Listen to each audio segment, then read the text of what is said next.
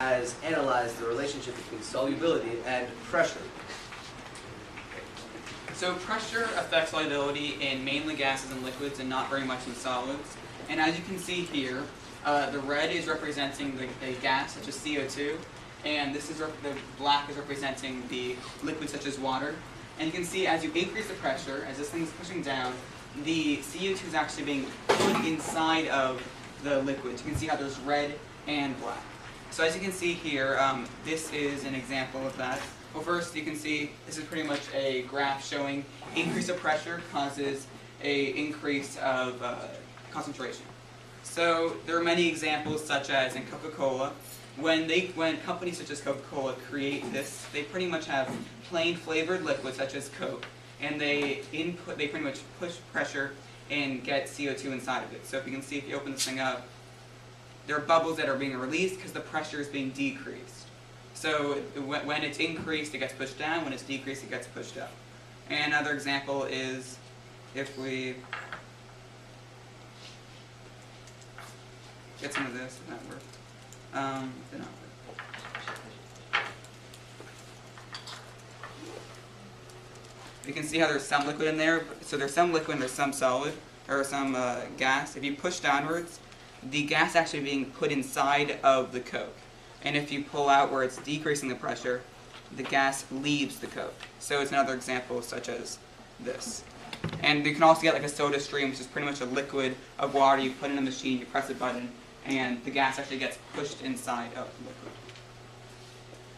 Okay, so there are also some bad effects of the fact that high pressure leads to high solubility for gases, something called nitrogen narcosis. So when a diver dives deep down underwater, say he's 100 feet underwater, there's 100 feet of water pushing down on him and all over his body.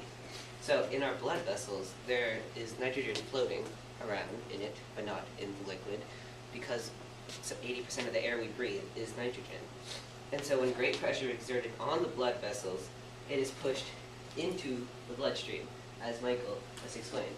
And when you have nitrogen in your blood, it causes blurred vision, nausea, loss of decision-making ability, focus, and impaired judgment. However, nitrogen narcosis is not fatal, as opposed to Decompression sickness.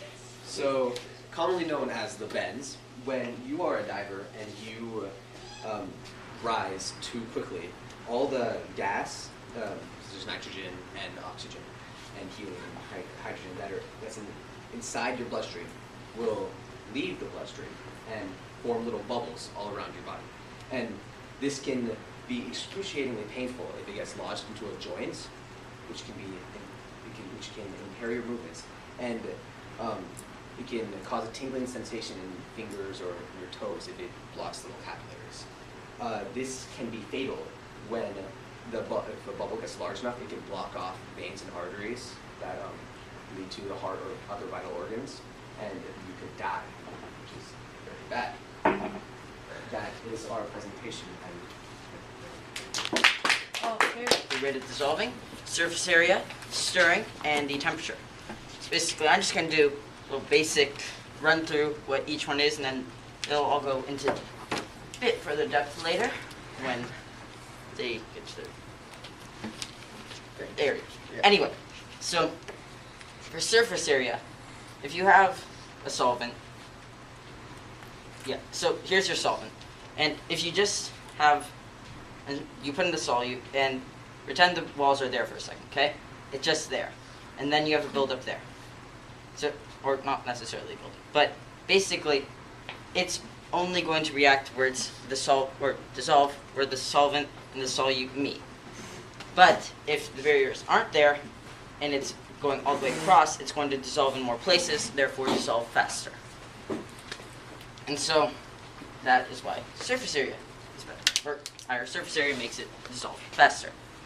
And then for stirring, that's directly related to surface area, because if you stir it, then it's going to be moved more, and therefore a solvent won't just like sort of clump in one, or a solute won't clump in one place. It'll be stirred around and sort of mixed in, having higher surface area, and once again, therefore dissolving faster.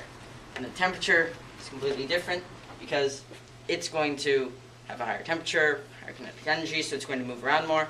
And I guess you could say that's sort of like an automatic stirring, but it's going to just bounce around and hit in more places, so it's going to dissolve faster. Alright. Okay, so, then you want to start yours? So his is like a control, I think, right? You're going to put the cube in. Yeah, fine. Alright. When everyone's ready. So this one is a high surface area, I guess? Not just yet. Alright, so, so this is the same amount of sugar as a sugar cube, and since it has a higher higher surface area, it's going to dissolve faster than a sugar cube, so we'll see that in a minute. So basically, the main point you should get out of this is that dissolving occurs at the surface of the solute.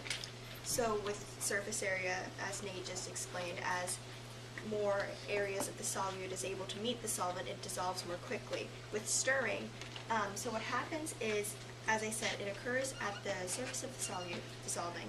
So what happens is the excess and dissolved solute ends up building up near the solid, like with the sugar cube or sugar or whatnot, and all the crystals. And what stirring does is it sweeps away this excess solute that has already been dissolved and increases the rate of dissolving.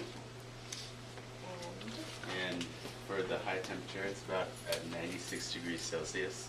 So with the higher temperature, the molecules will be more excited, I guess you could say, and they'll move around faster, causing a higher rate of dissolving.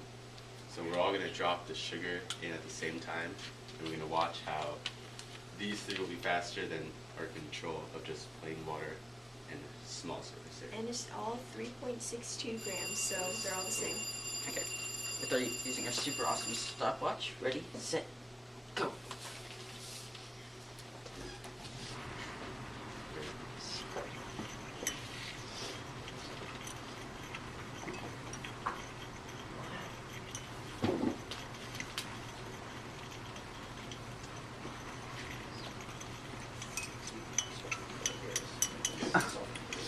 So as you can see, my sugar cubes basically dissolved already.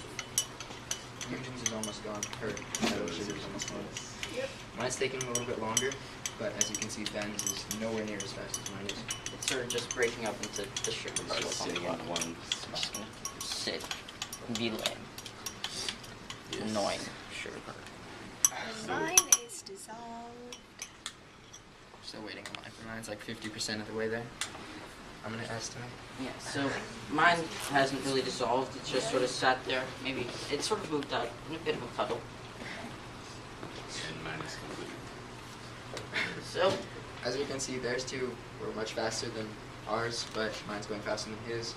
So as you can see, surface area, beautiful scientific terms there. Okay, surface area is much faster, or the more surface area, the faster it dissolves because more solvent is touching the solute. okay, so And a real life application you could do with this is, you know, when you make tea, if you want the sugar to dissolve more quickly, use granulated sugar instead of the cubed sugar, unless yours is going to end up like Ben's.